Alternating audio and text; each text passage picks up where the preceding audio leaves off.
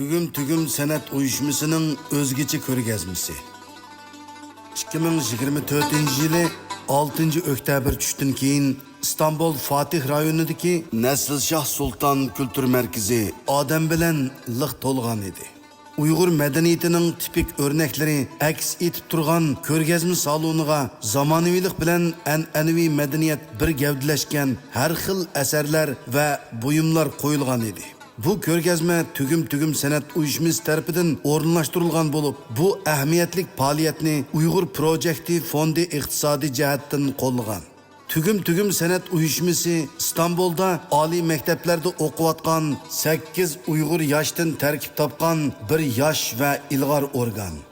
Ko'rgazma jarayonida bu 8 tashkilligichi Uyg'ur yoshdan boshqa bu uyushmaning turli darslariga qatnashayotgan 25 o'rganchimi xizmat qilgan bo'lib, ular Uyg'urlarning kuch birlikda, ish o'mlikda degan maqolasining hikmatini o'z amaliyotida ko'rsatishga tirishgan.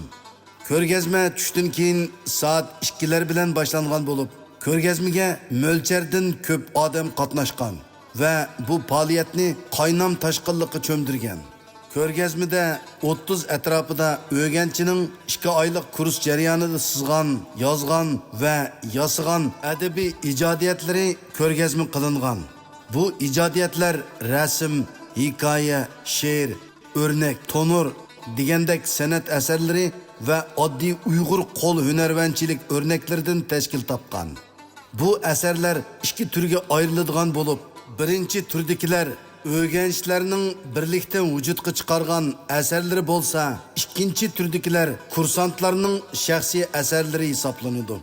Bulardan sirt o'rganishlar 2 oylik adabiyot san'at kursi jarayonida İstanbuldagi Gulzoda Tangirtog'li qatorliq o'qituvchilardan o'rgangan naqshi usul mahoratlarini naq maydonda ko'rsatgan bo'lib, bular dutor, usul, naqsha, she'r deklamasiya qilish va xor etish qatorliq faoliyatlarni o'z ichiga oladi.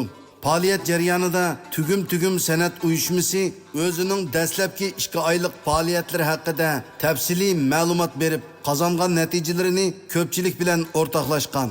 Shundaqla kelgusi planlari haqida ma'lumot berib, Uyg'ur adabiyot san'at so'yarlariga umid va ilhom ato qilgan va ularni hamkorlashishga chaqirgan. Tügüm Sanat Uyuşmasi 7-ayning 5-ida yoshlar orasida san'at ingini kuchlantirish, Uyg'ur madaniyati va san'ati haqidagi ma'lumotlarni kuchaytirish va kamchiliklarni to'liqlash, yozliq ta'tilni ko'ngillik va ahamiyatli o'tkazish, o'zaro fikr almashtirish va yangi tushunchalarga erishish nishoni bilan 2 oylik san'at kursi tashkillagan bo'lib, o'rganishlar Uyg'ur san'ati va san'at tarixi haqida umumiyuzlik tushunchalarga erishib qolmasdan o'zlarining talantini bayqash va uni namoyon qilish fursatiga erishgan. Kurs davomida Uyg'ur san'ati tadqiqoti bilan shug'ullanadigan o'qituvchilar, tadqiqotchilar va san'atkorlar o'rganishlarga dars o'tgan va yetakchilik qilgan. Kursga qatnashgan 30 dan ortiq o'rganchi mana bugungi ko'rgazmada o'zlarining asarlarini ko'pchilikning huzuriga sungan. Faoliyatda 2 oydan beri dars o'tgan o'qituvchilarga va natijasi alohida o'rganishlarga Uyg'ur milliy madaniyatiga qo'shgan to'hfasi uchun sovg'a taqdim qilinib, ularning qilgan ishlarining qimmati va ahamiyati to'nitilgan. Faoliyatda yana Uyg'ur moddiy madaniyat buyumlari va urf-odatlarining ba'zi o'rnaklari naq maydonda ko'rgazma qilingan.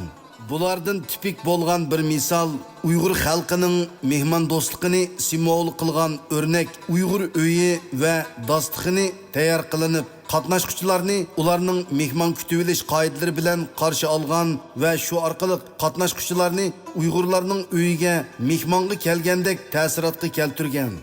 Ko'rgazma jarayonida san'at uyushmasining mas'ullari va o'rganishlardan bo'lib 30 dan ortiq odam har xil vazifalarda bo'lib xizmat qilgan bo'lib, atrofliq plan va unumlik maslashchanlik bu faoliyatni ko'ngildagidek vujudga chiqargan.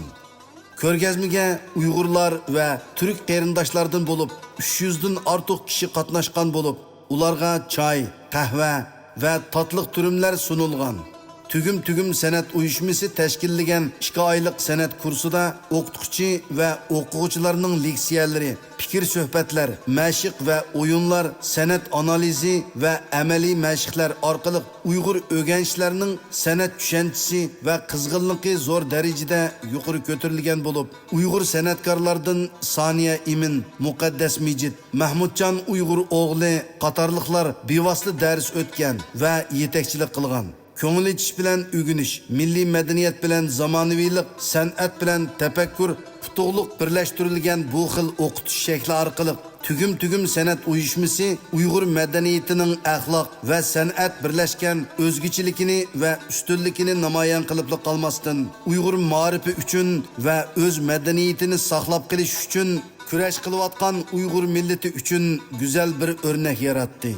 Bu bir türküm yaşlar çeklik şaraitlar bilen muşundak icadi ve ehmiyetlik faaliyetini teşkilleşi Uygurlarının akıl parasiti ve sunmas ruhini namayan kılıplı kalmasın belki texumu yeni ve ilgar fikirlerinin meydanda kilip Uygur medeniyeti ve kimlikini saklaşka ilham boludu. Yaxşımsızlar, ben Tügüm Sanat Projekti'nin qurğucularından biri bolğan Zulhaya. Biz bu fəaliyyətimizni başlayan vaxtımızda ətrafımızdakilər düşünməyəndək, aşağı istiqlalımız üçün bilən başlayışımız gerek deyib oylayan vaxtımızda tunci sanat düşüncəsini yetişdiriş bilən başlasaq deb oylaşdıq. Tügüm deb isim qoyuşumuzun səbəblərindən biri bu fəaliyyətimizni bunun keyin davamlaşdırışını xalqalığımız üçün müşədə 100-dən artıq mehmanımız oldu. Bunu bək xoş bulduk. Tuncu qıtımlıq niyetimiz əməlgə açdı deb oylayımız. Əmdi bunun keyin ikinci tügüm fəaliyyətini ən qısqa vaxtda başlaşıq tirişimiz. Rəhmət.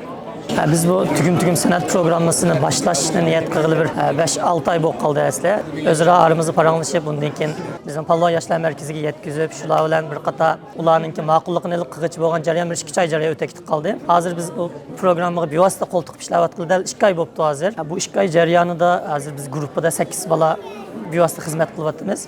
Bundan boshqa hozir 25-30 atrofida o'quvchi qatnashdi. Bu jarayonda biz guruhdagi o'quvchilar bo'lsin yoki biz ishlayotganlar bo'lsin, hamimiz İstanbulda yoki o'quvchi yoki ma'lum bir organlarda ishlayotgan bolalar. Biz shu xizmatdan keyin kechliklarda, hafta oxirisi dam olishlarda dam olmay mushlarni qilib degandek qisqagina bir shikoyatda bunda bir cho'ng faoliyatni vujudga chiqarishga tirishdik. Bu jarayonda albatta biz o'ylamagan farklı chiqimlar chiqib turdi ekan. Bularni qilishni iqtisodiy jihatdan biroz ko'proq izlanishga to'g'ri keldi. Bu jihat biroz qiynaldik deyishga bo'ldi. Undan boshqa biz bu faoliyatni bizning bilishimizcha İstanbulda balkim chet eldimi yoshlar o'zimiz boshlab tunji boshlaganlar bo'lg'achqa bizning oldimizda hech qanday bir o'rnak yo'q. Ma'ni qizaq manda bo'ldi ekan, ma'ni qilmayli, ma'ni qilayli deydigan bir narsa bo'lmag'achqa, farqli hammani o'zimiz bevosita tajriba qilishga, bevosita sinashga to'g'ri keldi. Shunlashqa bu jarayonda biroz ikkilanish, nima ish qilishni bilmaslik biraz temtirash bo'ldi. Ammo qanday bo'lmasin, kunning oxirida, shikayning oxirida faoliyatimizni tugatib oldik. Oxirgi bir hafta shu kecha kunduz uxlamaydigidek tayyorgarliklarni qildik. Qisqasi butun zehnimizni, vaqtimizni berdik. Shuning uchun arzigidek, bundan keyin unutib qolmagidek, har vaqt eslab turgudek bir hikoya chiqdi o'ttirgan. Rahmat. Assalamu alaykum savoqdaşlar. Bugün sizlar ko'rayotganlaringlardek tügüm sanat faoliyatini oxirlashtirish, birinchi qadamini oxirlashtirish kuni. Bugün biz 2 oylik jarayonda tügüm sanat projesini o'tirib qo'yib, undan keyin shu jarayonda ugunib, undan keyin qilgan narsalarimizni, emgaklarimizni, undan keyin nihoyat ko'pligini his qilgandan keyin, undan keyin buning uchun bir ko'rgazma bilan oxirlashtirishni to'g'ri ko'rib, izdandik. Undan keyin ba'zi kishilar bizga yordamchi bo'ldi. Mana shu ko'rgazmada iqtisodiy va boshqa jihatlardan bo'lsin, nurg'ulg'an o'qituvchilarimiz yardımcı bo'ldi. Ondan keyin shunday qilib bugun oxirlashtirish faoliyatini qilgan bo'ldik. 2 oylik jarayonda biz Uyg'ur san'atining va san'atning nurg'ulg'an nimalarini ko'rib, ba'zi oddiy bilgilarni o'rganib oldik va Uyg'ur madaniyatimiz haqida nurg'ulg'an narsani o'rgandik. Shundaqla Uyg'ur madaniyatini chet eldagi o'quvchilarga tunishtirgan bo'ldik deb o'ylayman. Hammalarga rahmat.